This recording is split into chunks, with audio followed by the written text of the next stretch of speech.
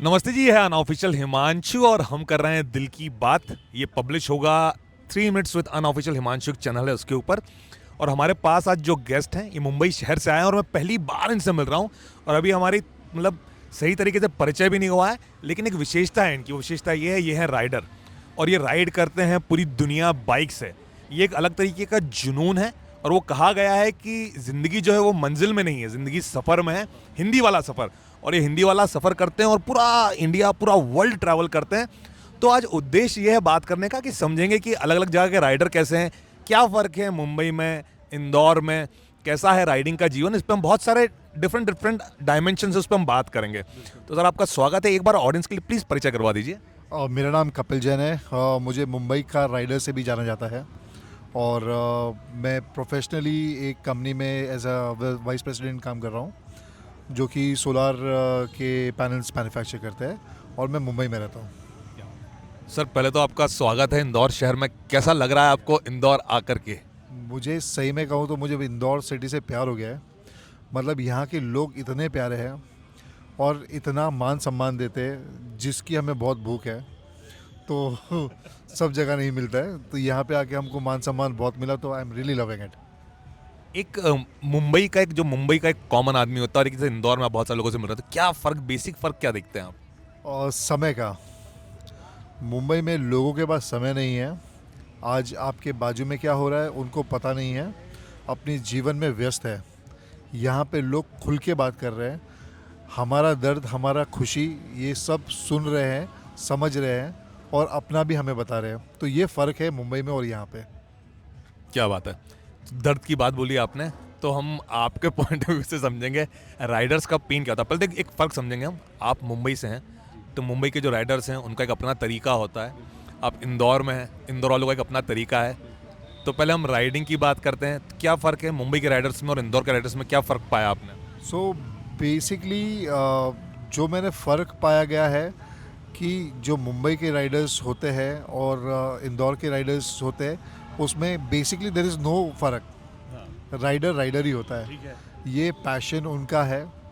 और मुझे एक बात कहनी है इसके अंदर कि है ना, जो राइडर्स है, जो अगर राइडर्स ये सुनेंगे या तो पहले तो अपनी पीठ थपथपाओ, क्योंकि जो आप कर रहे हो या आप जो लाइफ जी रहे हो ना, लोगों का ये सपना है कि हम भी राइड करें। जैसे कि आपने बोला हम सब जगह घूमते ही, यस। जब हम रास्ते में रहते हैं, रास्ते में हमें लोग मिलते हैं, तो हमें बहुत सारे सवाल मिलते हैं। उसमें से एक बहुत ही कॉमन सवाल है कि यार हम भी राइडर बनना चाहते हैं, हमें भी ऐसे बाइक पे घूमने की इच्छा है, लेकिन हमारे रिस्पॉन्सिबिलिटीज़ की वजह से या many other reasons they can not do it.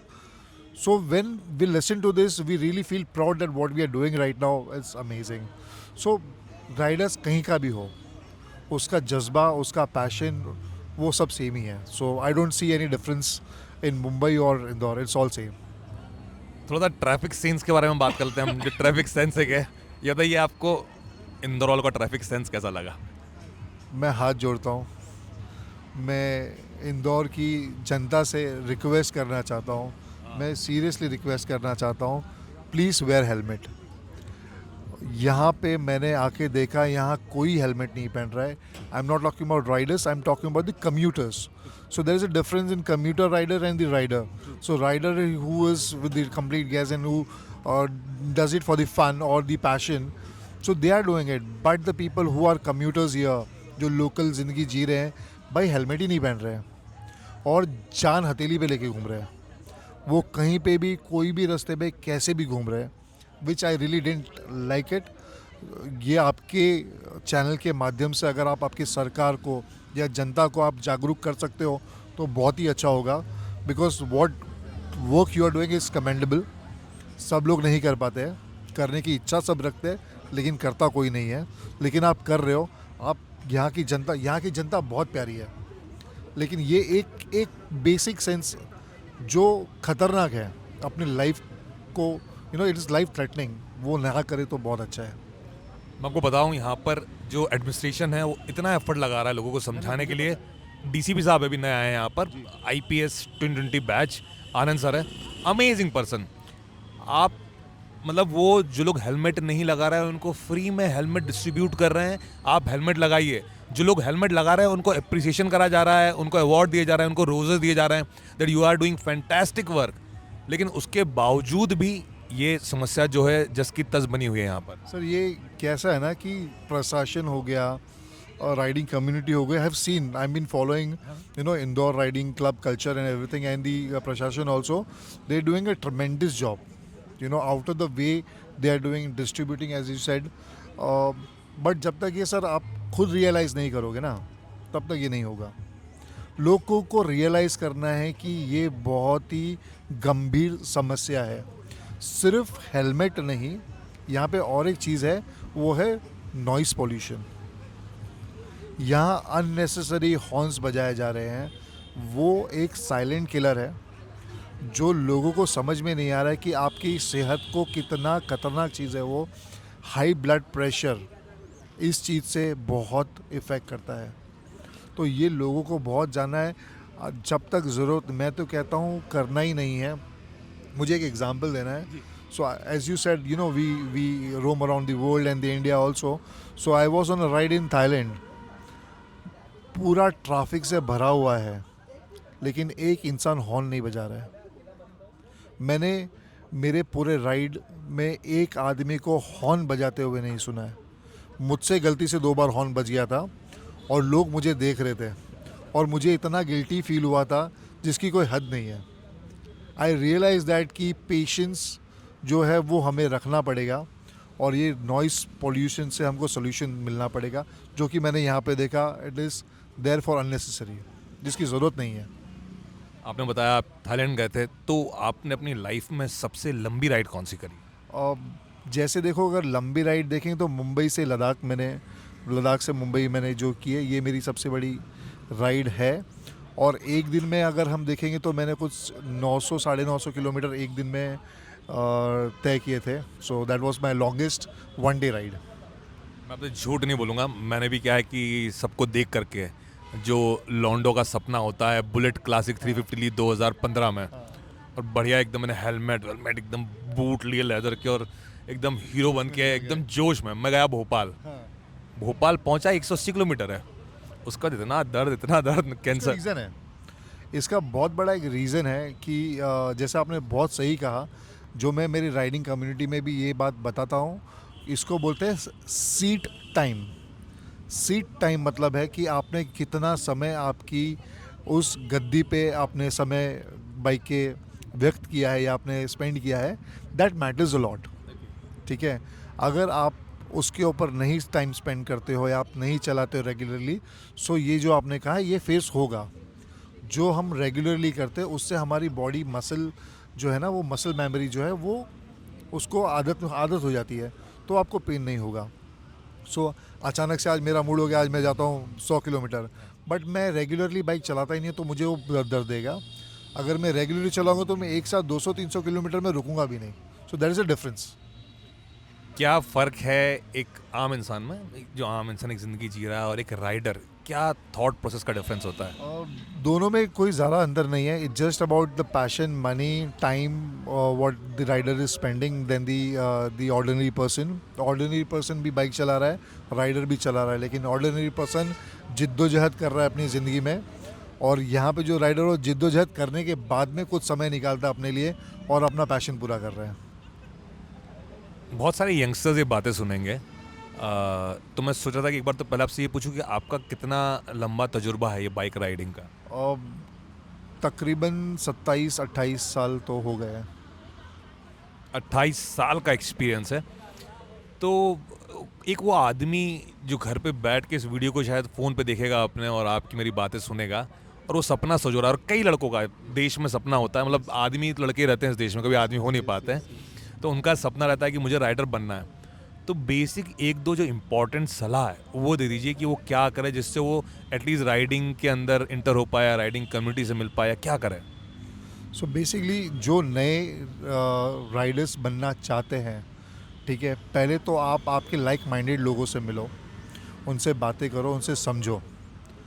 Sunday मतलब रविवार जो भी आपका छुट्टी जब आपको मिलता है, आप अगर आपके बाइक है तो 3 चीज़ तो पहले आप ले लो। एक तो हो गया हेलमेट फुल फेस, दूसरा है ग्लव्स, तीसरा है जूता। कोई भी जूता पहन लो जो क्लोज्ड हो.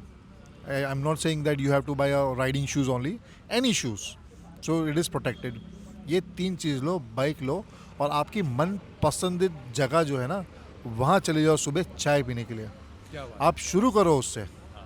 जो मज़ा और जो आनंद आएगा आप जब लोगों से मिलोगे, probably like you know I don't know age but then you will feel young. आपको जो आपकी जो मतलब सोच है, विचारधारा है, वो भी आपकी बदलेगी. तो आप बस घर से निकलो, सिर्फ घर से निकलने की देरी है, बाकी फिर अपने आप राइडर बन जाओगे. राइडर कम्युनिटी किस तरीके से कंट्रीब्यूट करती है? जब मैं नेशन की बात करता हूँ या सिटी की बात करता हूँ, उसको बेटर बनाने में किस तरीके से किस तरीके से कंट्रीब्यूट करती है? Sorry. Okay, so basically there are many riding communities. मेरे riding clubs हो गए, communities हो गए, लेकिन there are very few who is contributing.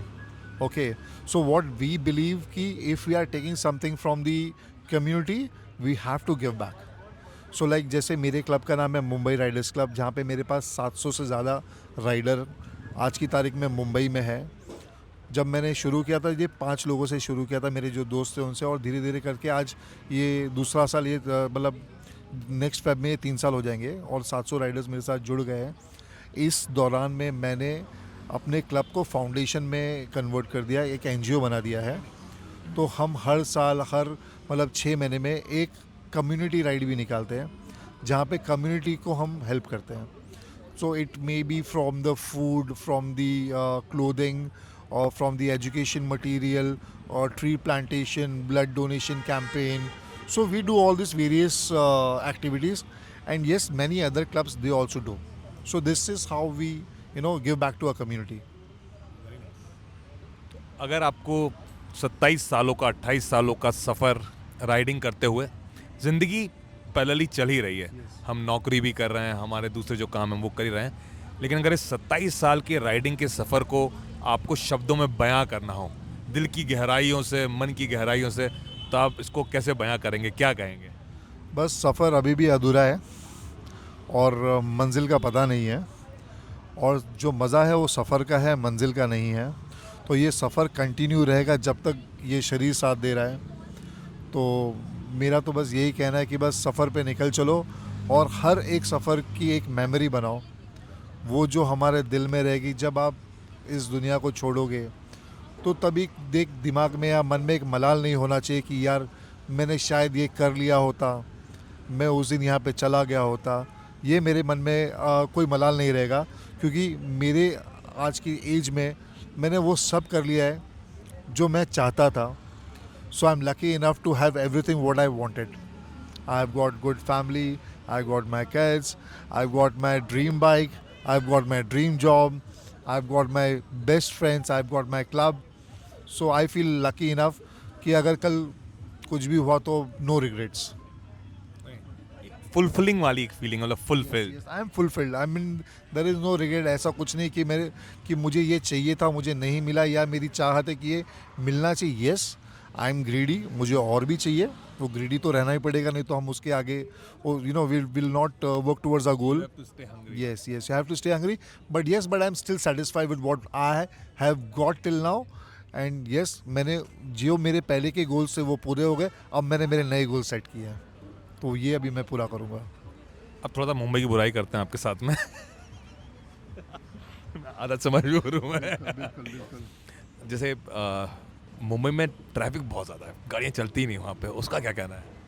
देखो कैसा है ना sir, there are 2-3 things. I mean if you want me to be open on this, अगर एक रूम की एक घर की कैपेसिटी 4 लोगों की रहने की है और उसमें अगर 10 लोग रहेंगे तो तकलीफ़ तो होगी. ये चीज़ हो गई है मुंबई के साथ में. मुंबई एक सपनों का शहर है बोल के सब आ जाते हैं वहाँ पे, ठीक है, तो ये ट्रैफिक तो होना ही है. पीपल कंप्लेन अबाउट रोड्स कि roads are not made proper. So एक रोड की कैपेसिटी होती है, उस कैपेसिटी से रोड बनता है, लेकिन उस कैपेसिटी के 100 गुना ज़्यादा उस पर गाड़ियाँ चल रही है, तो वो ख़राब होना लाजमी है. We understand that government has to take things traffic, because there is no space. हम वहाँ पे गाड़ियाँ धड़ल्ले से बेच रहे हैं. There is no norms. क्या बात है, बहुत बढ़िया. तो ये नॉर्म्स सेट करना बहुत ज़रूरी है. तो जब तक ये नहीं होगा तब तक ये ट्रैफिक का सोल्यूशन होगा नहीं. आप कितना भी मेट्रोज डाल दो, जहाँ तक मुझे पता है हमने सोचा था मेट्रो आएगी सोल्यूशन होगा. बहुत सारी मेट्रो चालू हो गई लेकिन सोल्यूशन अभी भी नहीं है, और आगे भी बन रही है. मुझे नहीं लगता कि आगे भी उसका सोल्यूशन होगा. This traffic will always be there unless people start using government transport. लेकिन उसके लिए गवर्नमेंट को ऐसा ट्रांसपोर्ट प्रोवाइड भी करना है कि लोग उसके ऊपर रिलाई कर सके. फ्रीक्वेंसी वैसी होनी चाहिए. So there are lot of things which it is hand in hand. It just not government, it just not people, it is hand in hand. दोनों को इस एक दूसरे को हाथ पकड़ के काम करेंगे तो ही ये ट्रैफिक का सोल्यूशन होगा. आज मुझे 18 किलोमीटर क्रॉस करने के लिए 1.5 घंटे लगते हैं. मैं सर मेरी भी बताऊंगा. शायद 2 साल 3 साल पहले मैं गया था मुंबई एयरपोर्ट पहुंच रहा मैं, तो मेरे को नवी मुंबई जाना था.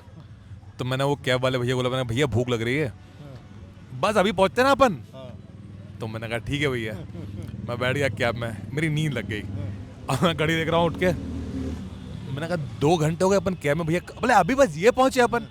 मैंने भैया भूख भी लग रही है, बाथरूम भी आ रही है, अब अभी भी करके 2 घंटे निकल गए अपने. तो मैं क्या करूँगा यार, वो ट्रैफिक जाम लगा हुआ है इतना, उसका मैं क्या करूँ. तो मैंने कहा बात आपकी सही, लेकिन भाई साहब बहुत तेज बाथरूम आ रही है, अब मैं रोक नहीं पाऊंगा, प्लीज़ मैंने बाथरूम तो करवा दो, खिलाओ मत भले ही कुछ. उसने गाड़ी रोकी, हम 3.5 घंटे में पहुंचे. मैंने भाई साहब इतने में तो मैं भोपाल पहुंच जाता. ये बात सच है.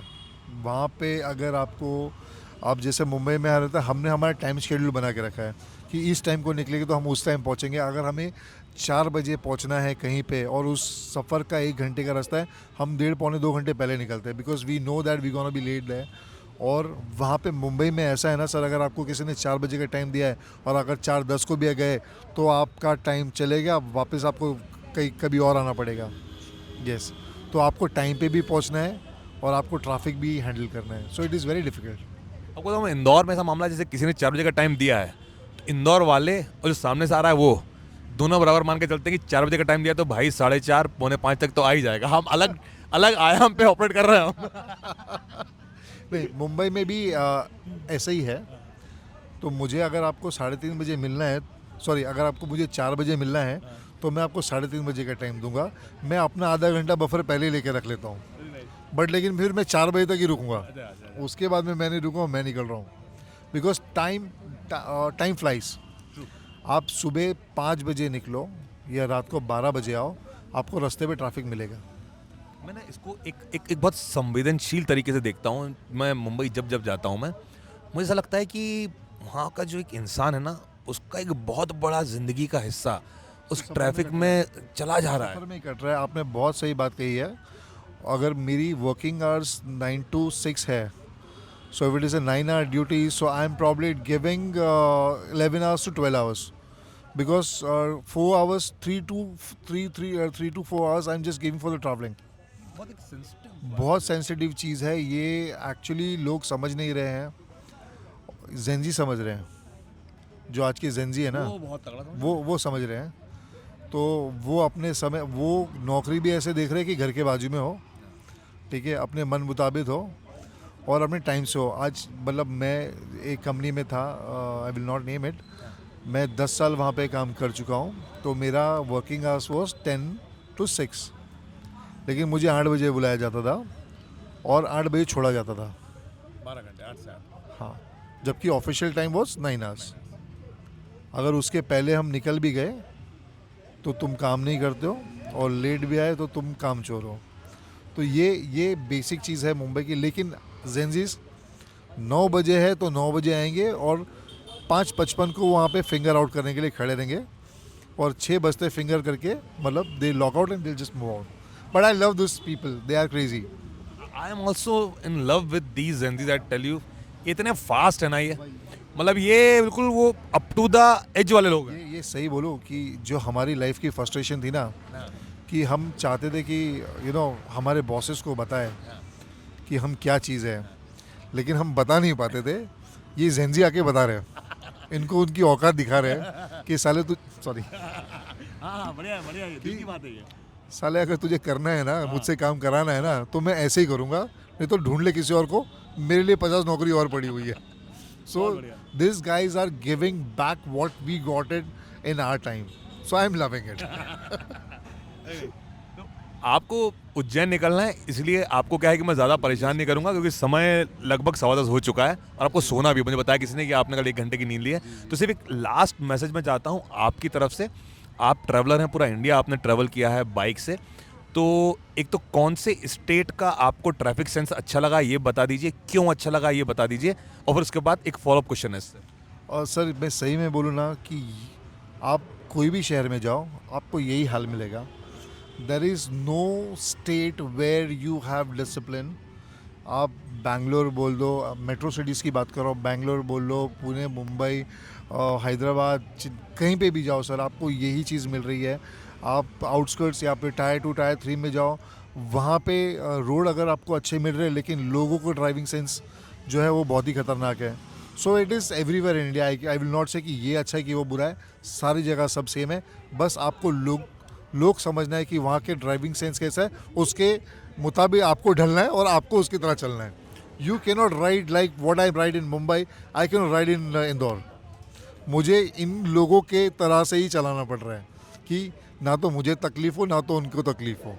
सो I think so it's everywhere same.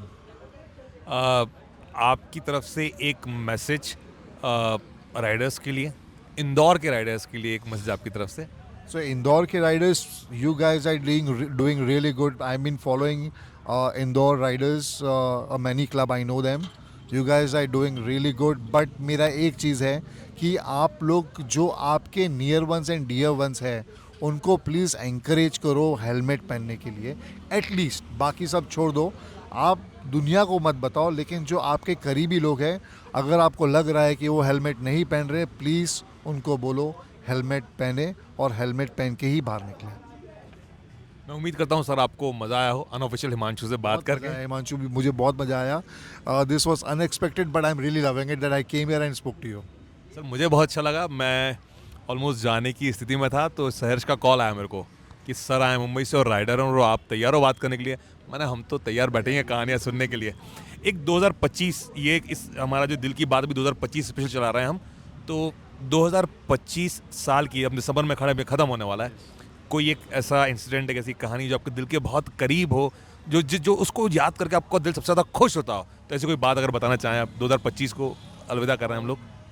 वैसे तो अगर देखे जाए तो जो भी हमने राइड्स की है पूरे 2025 में, वो बहुत दिल के करीब है. लेकिन इस बार का जो लद्दाख जो एक्सपीडिशन हमने किया था, जो हम लोग ने मैं 22 लोगों को लेके गया था मुंबई से, और हमने उमलिंगला किया, जो कि अभी तक का हाईएस्ट मोटरेबल रोड था. अब तो मिगला आ गया है जो अगले साल से खुलेगा राइडर्स के लिए. तो ये जो जर्नी हमने की है लोगों के साथ में, दोस्तों के साथ में, this was the best moment for me for this 2025 and probably is gonna remain for many more years unless I get another moments जहाँ पे लोगों के साथ में मैं रहा हूँ जिनकी एज मुझसे बहुत ज़्यादा है या मेरे से बहुत कम है, लेकिन हम लोग सब साथ में रह के जो हमने हमारी जो मोमेंट्स बनाए हैं, दैट इज़ अनफॉरगेटेबल. हमने एज बैरियर्स नहीं देखे, हमने नंबर्स बैरियर्स नहीं देखे, हमने बस ये देखा कि हम वहाँ पे क्या मज़ा कर रहे हैं, हम वो पल कैसे जी रहे हैं, वो हमने बहुत मज़ा किया. तो this Ladakh expedition what we did this year was the most memorable for me. क्या बात है. Yes. मैं आपकी इस बात को ख़त्म करूंगा राहत साहब के एक शेर के साथ. ऑल्दो मुझे माफ़ करना, मुझे शेर पूरी तरीके से याद नहीं है, पर इस तरीके से राहत साहब लिखते हैं कि चले चलो जहाँ तक ये आसमान चले, सफ़र की हद वहाँ तक है कि जब पैरों में थकान रहे, ये क्या उठाए कदम आ गई मंजिल. मुझे पढ़ना पड़ेगा, देखिए शेर गलत पढ़ दिया मैंने. राज साहब मुझे माफ़ करना, सतलज भाई मुझे माफ़ करना. लेकिन जो भी आपने पढ़ा उसका मतलब सही था और वही लेकिन जितना भी आपने पढ़ा ना वो बहुत सही जाता भी है कि जहाँ तक आप जाते हो, जहाँ तक आपके पैर चल रहे हैं, तो ये जो बहुत बहुत बहुत डीप बात है. लेकिन आप फिर भी अगर आप पढ़ना चाहते हो तो सतलज भाई क्या है, मेरे दोस्त हैं, राहत साहब के जो बेटे हैं, तो ये सतलज भाई देखते हैं बहुत सारी मेरी बातें हैं. तो मैं एक बार, राहत साहब तो इस दुनिया में रहे नहीं, कलंदर आदमी थे, लेकिन ये आपको बड़ा मजा आएगा सुन के, क्योंकि आप सब जो है राइडर्स हैं।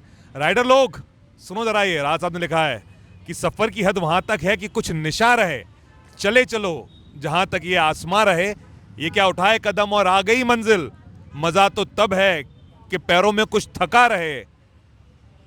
आगे का शेर जो है वो अलग डायमेंशन पर है, लेकिन ये दो शेर जो थे वो आपके लिए बढ़िया थे। Thank you so much, Himanshu. It was really lovely talking to you, and I'm really obliged that you called me for this. For joining, thank you so much. Thank you.